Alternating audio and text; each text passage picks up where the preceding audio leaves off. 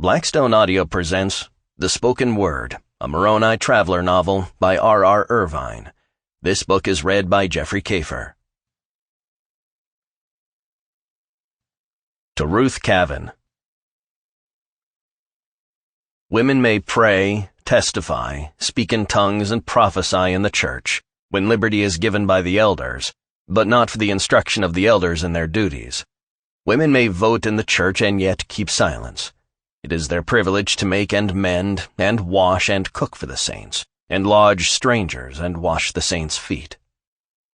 Parley P. Pratt, Mormon apostle murdered by the legal husband of his 12th wife. 1. The phone rang a second time as Moroni Traveler jerked awake. 2:25 a.m. glowed from the clock face. It was the dead of night. Only bad news came so late.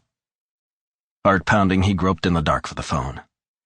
His father Martin had gone out with a new lady friend last night, and Traveler hadn't heard him come home. He pulled the receiver against his ear. "Yes? Is that you, Moroni?" The distraught voice belonged to his lifelong friend, Willis Tanner. Traveler swung his legs out of bed.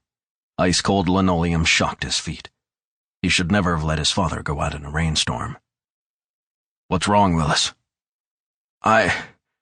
I don't know how to say this." Traveler stood on shaky knees.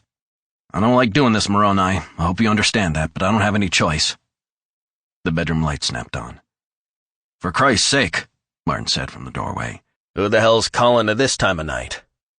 Traveler sagged back onto the bed. The breath he'd been holding leaked away. "Well?" his father demanded. "It's Willis, Dad. You ought to have more sense than to disturb an old man's rest at this time of night. Hang up on him." Martin was still fully dressed. "Don't hang up!" Tanner shouted. Traveler yanked the phone away from his ear. "The first time I laid eyes on that boy," Martin went on, "I knew he'd come to a bad end." "Moroni!" Traveler hollered. "This is an emergency," Martin said. "How many times have I told you? Never get involved with the church hierarchy, and that includes the likes of Willis Tanner."